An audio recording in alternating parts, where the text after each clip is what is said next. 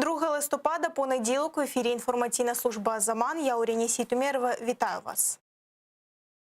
Півстоліття на трьох. Фігуранти красногвардійської групи справи про так званий тероризм Рустем Імірусінов, Арсен Абхаїров та Ескендер Абдулганієв виступили з останнім словом у суді. Захист і самі підсудні не згодні зі звинуваченнями та вважають процес сфабрикованим. Обвинувачення ґрунтується лише на свідченнях засекречених свідків та здогадах окупантів.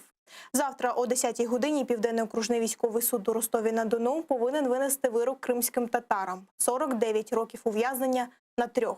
Чоловіків звинувачують у причетності до діяльності Хізбу Тахрір, забороненої в Росії. Таким чином, Рустема Імірусінова можуть засудити на термін 18 років, Арсена Абхаїрова – на 15 років, Ескендера Абдулганієва – на 16 років у колонії суворого режиму.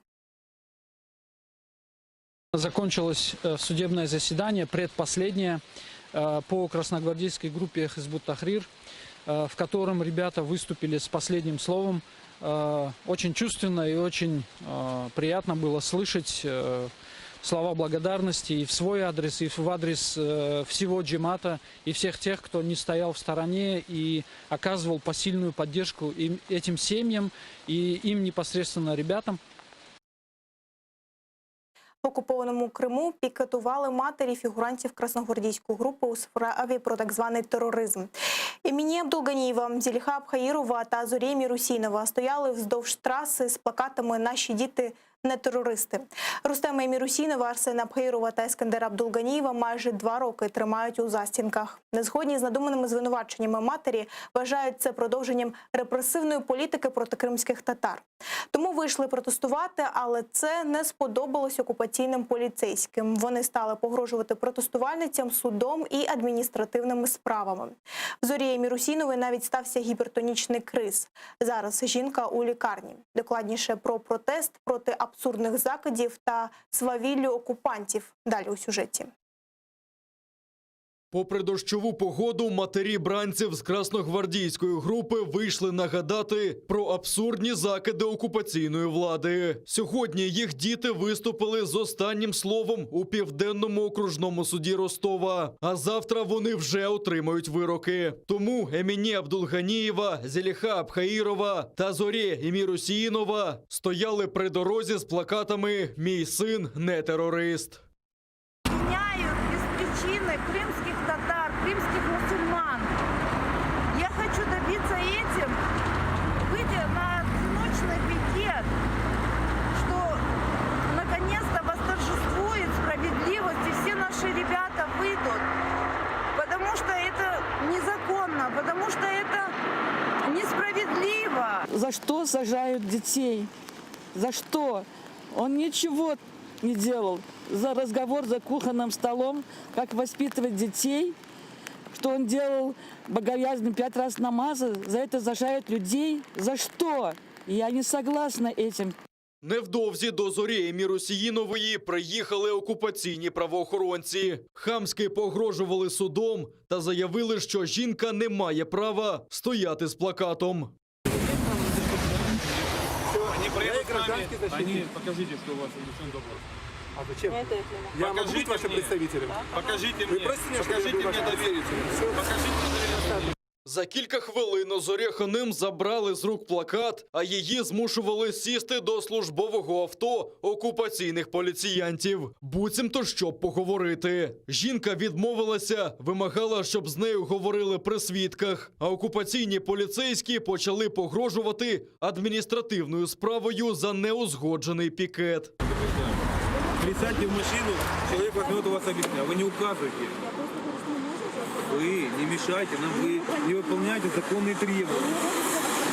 Під тиском після погроз окупантів Зорі Імірусіновій стало зле. Жінці довелося викликати швидку допомогу. Медики констатували гіпертонічний криз. Втім, поліцейських це не хвилювало, каже адвокат Ліля Гемеджі. Навіть у такому стані вона вислуховувала закиди з боку окупантів. Сотрудники полиции обещали, что если медики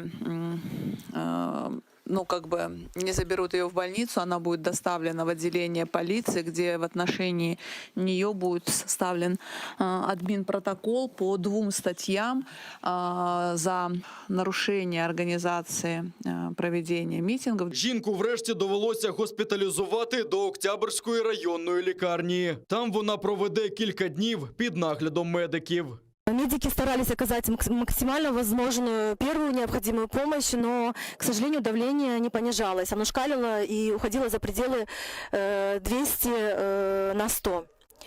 В результате чего медики, которые оказывали первую медицинскую помощь, приняли решение, что ее необходимо в срочном порядке госпитализировать. Сьогодні Рустем Аміросіїнов, Арсен Абхаїров та Ескендер Абдулганієв виступили з останнім словом перед Южним окружним військовим судом в російському Ростові-на-Дону. Окупаційні прокурори просять про майже півстоліття колонії на 3.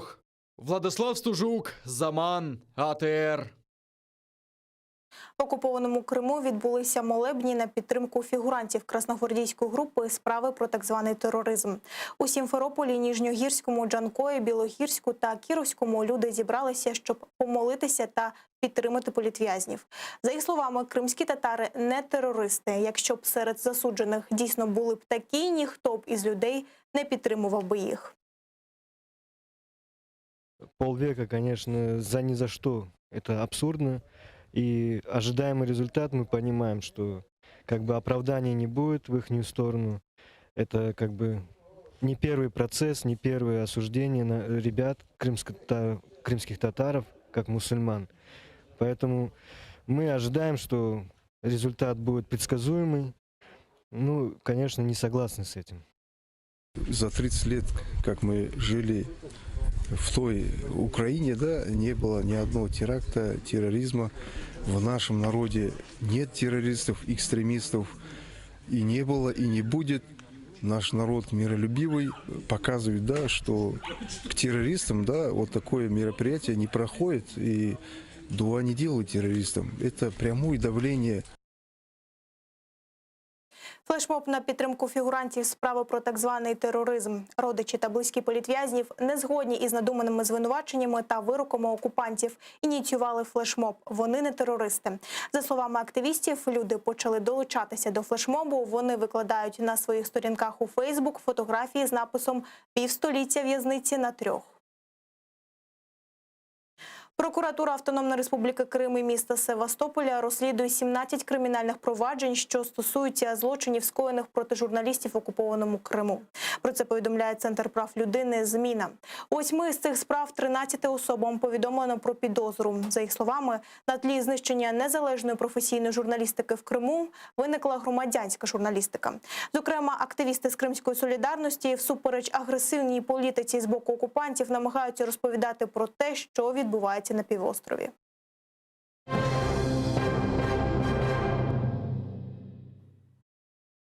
– 6754 нових інфікованих COVID-19 зафіксували в Україні минулої доби. Внаслідок ускладнень померли 69 людей.